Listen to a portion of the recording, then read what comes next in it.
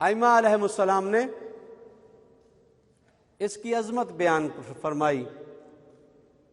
چھٹے امام نے ارشاد فرمایا، من زار الحسین بشط الفرات، فرمایا کہ جو حسین ابن علی کی زیارت کرے فرات کے کنارے کے اوپر، کمن زار اللہ بعرشہ، فرمایا یہ انسان ایسے ہے جیسے اس نے اللہ کی زیارت کی ہے عرش پر، یعنی عظمت زیارت سید الشہداء۔ یعنی امام نے ارشاد فرمایا کہ معمولی ثواب نہیں ہے، فرمایا کہ جو اللہ کے اس ولی اور حجت خدا کی زیارت کرتا ہے کربلا میں، وہ ایسے ہی ہے جیسے اس نے اللہ کی زیارت کی ہے عرش کے اوپر، کیونکہ حسین ابن علی یہ باب النجات امت مسلمہ ہیں، باب الجنہ ہے حسین ابن علی۔ اور حسین ابن علی کی زیارت کی عظمت کو ائمہ نے بیان فرمایا۔ میرے مولا ارشاد فرماتے ہیں کہ جو حسین ابن علی کی زیارت کے لیے پیدل سفر کر کے جاتا ہے، ہر قدم کے بدلے میں اسے ایک نیکی ملتی ہے، اور ہر ایک قدم کے بدلے میں اس کے گناہ کو مٹا دیا جاتا ہے، اور اس کے جنت میں اس کے درجات کو بلند کر دیا جاتا ہے۔ اور دوسری روایت میں امام نے عظمت زیارت سید الشہداء کو بیان کرتے ہوئے فرمایا دیکھو زیارت سید الشہداء کو معمولی نہ سمجھنا، فرمایا جو کوئی بھی سید الشہداء کی زیارت کے لیے آئے گا عارفاً بحقھا، امام حسین کی حقیقی معرفت رکھتے ہوئے اگر وہ کربلا میں زیارت سید الشہداء بجا لائے گا، فرمایا اسے 1000 حج اور 1000 عمرے کا ثواب دیا جائے گا۔ اور ایک صحابی ہیں مولا امام باقر علیہ السلام کے، وہ فرماتے ہیں مولا میں حسین ابن علی کی زیارت سے آ رہا ہوں، ان کا نام حمران ہے۔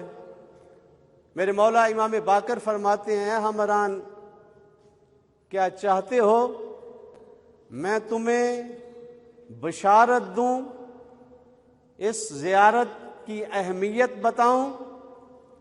حمران نے کہا مولا بیان فرمائیے۔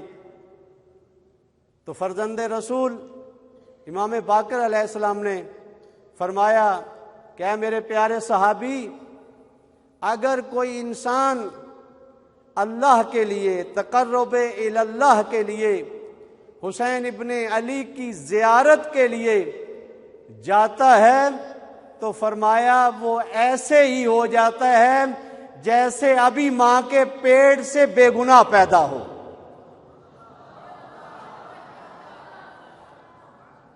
یعنی اتنی اہمیت زیارت سید الشہداء کی، اور یہ ائمہ نے اس کی اہمیت کی طرف اپنے اصحاب کو توجہ دلائی، بتایا ان کو کہ دیکھیں مرکز فرزند رسول پہ حاضر ہونے کے فوائد کیا ہیں، ثواب کیا ہے، فضیلت کیا ہے۔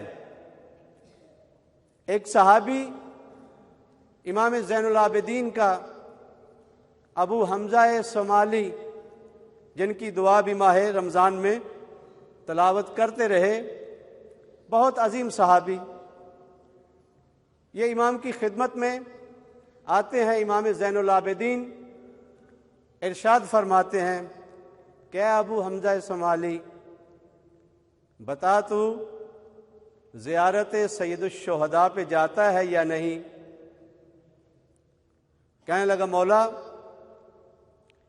کوشش تو ہوتی ہے لیکن بسا اوقات مشکلات کی وجہ سے میں نہیں جا پاتا۔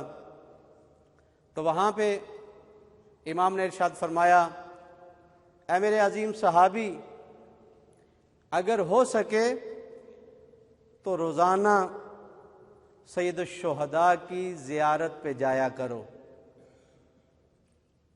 اگر نہیں تو کم از کم روز جمعہ زیارت ابا عبداللہ الحسین کیا کرو، اور اگر نہیں ہو سکتا تو کم از کم مہینے میں ایک دفعہ ضرور زیارت سید الشہداء پہ جایا کرو۔ اور اس کے بعد فرمایا کہ اگر کوئی سستی کرتا ہے اور اہمیت نہیں دیتا تو میرے مولا امام زین العابدین نے فرمایا اس نے ہمارے آل محمد کے حق میں کوتاہی کی ہے، سستی کی ہے۔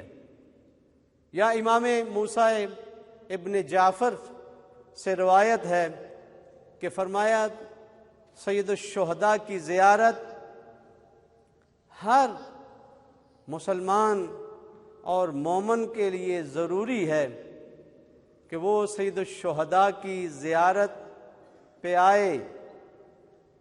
دیکھیے حج میں شرط ہے استطاعت، وَلِلَّهِ عَلَى النَّاسِ حِجُّ الْبَيْتِ مِنِ اسْتَطَاعَ عَلَيْهِ سَبِيلًا، استطاعت شرط ہے، جو مستطیع ہو اس کے لیے حج واجب ہے۔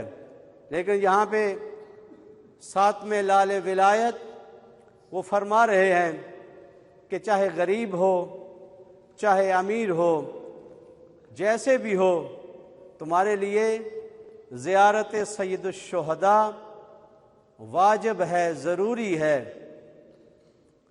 تو فرمایا کہ اگر کوئی زیارت نہ کرے تو پھر کیا ہوگا؟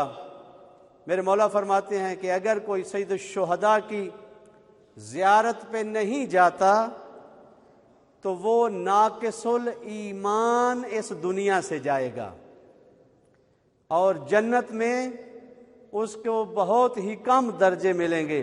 لیکن اگر کوئی سید الشہداء کی زیارت کر کے جاتا ہے تو وہ کامل الایمان اس دنیا سے جائے گا۔